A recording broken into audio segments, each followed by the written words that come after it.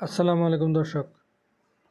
ক্ষমতায় টিকে থাকার জন্য শেখ হাসিনার শাসনের ভয়াবহতা এখন আন্তর্জাতিক পর্যায়ে আলোচিত। বিশ্বমঞ্চে নিজেকে হিরো হিসেবে প্রতিষ্ঠিত করতে চাইলেও তিনি এখন ভয়ঙ্কর ভিলেন হিসেবে পরিচিত। জাতিসংঘের মানবাধিকার বিষয়ক হাই কমিশনারের দপ্তর এবং অ্যামনেস্টি ইন্টারন্যাশনাল উভয়ই বাংলাদেশের মানবাধিকার লঙ্ঘনের ব্যাপারে কঠোর প্রতিবেদন প্রকাশ করেছে।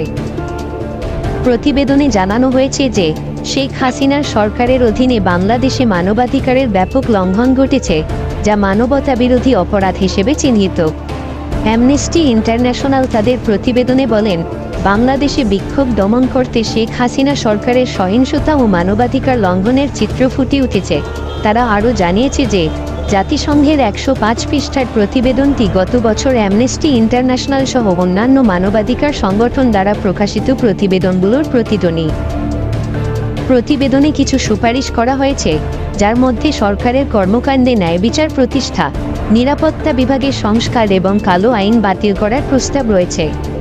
দীর্ঘমেয়াদী বিচার, জবাবদিহিতা এবং ক্ষতিপূরণের জন্য জাতিসংঘ এবং অন্যান্য সংস্থাকে প্রচেষ্টা চালিয়ে যেতে বলা হয়েছে। এছাড়া ২০২৪ সালের জুলাই থেকে আগস্টের মধ্যে কোটা সংস্কারের দাবিতে শিক্ষার্থীদের বিক্ষোভ দমনে সহিংসতা ও দমন পীড়ন নথিভুক্ত করা হয়েছে। অ্যামনেস্টি ইন্টারন্যাশনাল একটি ভিডিও যাচাইয়ের সিরিজও প্রকাশ করেছে, যেখানে বিক্ষোভ দমনে প্রাণঘাতী এবং অপ্রত্যাশিত বল প্রয়োগের প্রমাণ রয়েছে। এই প্রতিবেদনগুলোর মাধ্যমে দেখা যাচ্ছে যে শেখ হাসিনা ও তার আওয়ামী লীগ সরকার গত ১৫ বছরে মানবাধিকার লঙ্ঘন করেছে, যা বিচারের জন্য যথেষ্ট বলে মনে করা হচ্ছে। সাথে থাকার জন্য ধন্যবাদ দর্শক। আসসালামু আলাইকুম।